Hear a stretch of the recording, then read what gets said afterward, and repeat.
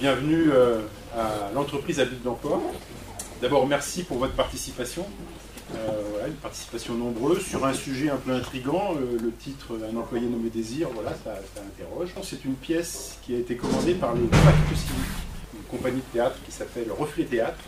Pour rappel, cette pièce de théâtre s'organise dans un cadre un peu particulier. C'est une démarche nationale qui s'appelle « Les entreprises s'engagent », qui est assez fortement ancrée ici dans l'Indre-et-Loire, puisqu'on a 80 entreprises qui prennent un engagement en termes d'insertion et d'inclusion et de solidarité. Alors, l'entreprise à but d'emploi, c'est pas une entreprise tout à fait comme les autres. Notre mission, c'est d'embaucher toutes les personnes privées d'emploi qui ont envie de travailler et qui ne trouvent pas de solution dans leur territoire, de solution dans les entreprises ordinaires que vous représentez ici. Effectivement, quelquefois, nos salariés sont différents d'un salarié lambda, avec quelquefois des contraintes, avec quelquefois des freins, un long moment au chômage, des handicaps cachés. L'idée, c'est que toutes les personnes peuvent travailler à condition qu'on s'adapte à elles. Et on va partir de leurs contraintes. Dès le premier jour, on les embauche en CDI en disant « j'ai confiance en toi. Tu peux pas plier les jambes? Très bien, tu vas travailler à hauteur d'homme. Tu peux pas soulever? Ok, tu te mettras avec quelqu'un, tu soulèverais à deux. » Et on a un retour de 100% de satisfaction de la part de nos clients. Alors voilà, tout ce qu'on fait, nous, vous ne pouvez pas forcément le faire dans vos entreprises, mais l'idée c'est de réfléchir, qu'est-ce qu'on peut prendre comme idée dans ce qu'on expérimente ici, et avec plaisir pour le partager. Le but d'une entreprise, c'est de créer de la richesse avant tout. Mais je pense que c'est l'intérêt d'une entreprise de mettre en œuvre ce qu'on appelle la RSE et l'intérêt de l'inclusion par l'emploi dans une entreprise. Je crois que c'est un rapport gagnant-gagnant. Nous avons à la préfecture une personne handicapée, elle est aveugle. Eh bien, je peux attester du fait que d'avoir une personne handicapée dans une structure, c'est un facteur de cohésion.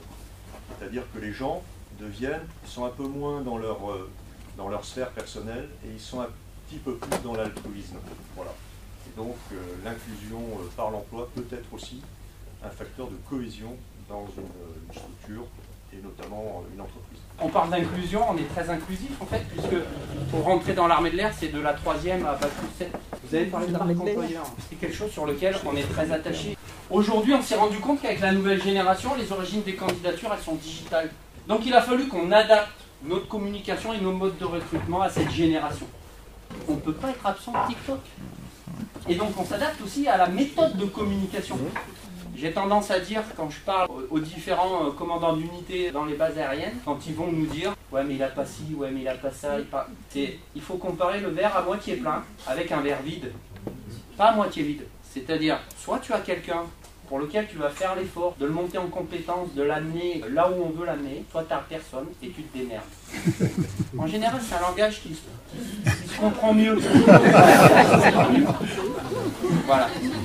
Alors, mon boulot, c'est de vous parler un petit peu de fidélisation, puisque c'est une fois qu'ils sont chez nous qu'il faut les garder. Une fois qu'on va former des gens, ça coûte cher, notamment sur des avions, etc. Donc on a envie de les garder le plus longtemps possible. Il faut mettre alors, un peu de tout, des qualifications plus rapides, de l'avancement au grade plus rapide. Il faut aussi apporter des primes qui correspondent aux compétences rares. Et c'est d'innovation qu'on essaie de mettre en place aujourd'hui avec le monde de l'entreprise.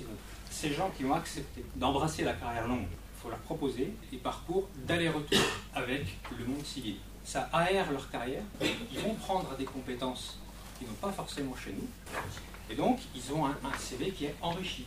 Pour fidéliser, il faut accepter de perdre un petit peu à court terme pour que ça gagne à long terme. 30 ans d'expérience comme serveuse. J'en ai vu des CV trafiqués, mais alors là, je crois que c'est ça. Non, ça fait pas 30 ans que je suis serveuse. Alors pourquoi vous le marquez? Il y a aussi marqué que je m'appelle Paul Robert. Pardon. Vous n'êtes pas Paul Robert, non, c'est sûr. C'est parce que j'ai pas mes loupes, voilà. Mais voilà, ça c'est vous que les gens... Ah, on est bon là, c'est bien. Ok, alors, levez la main ceux qui ne l'embauchent pas. J'ai pas assez brisé la glace, D'accord. Levez la main ceux qui l'embauchent. Ok, d'accord, je m'attendais pas du tout à ça. Donc, je crois qu'on peut dire à vue de nez que c'était quand même une majorité. Pourquoi? C'est quoi vos arguments? Qu'est-ce qui fait que vous l'embauchez? La motivation. Mais c'est suffisant, ça vient... Enfin, c'est pas mal quand même. C'est bien, mais moi j'en ai vu des candidats me dire qu'ils étaient motivés, puis ils reviennent pas après le premier service. Hein. D'autres choses que j'aurais pu... Enfin, comment vous m'avez trouvé dans l'entretien, sinon... Je l'avais pas préparé, bah je connais mon métier, hein, je sais... Il faut donner envie aux candidats, alors bon d'accord, je donne pas envie, quoi. Ah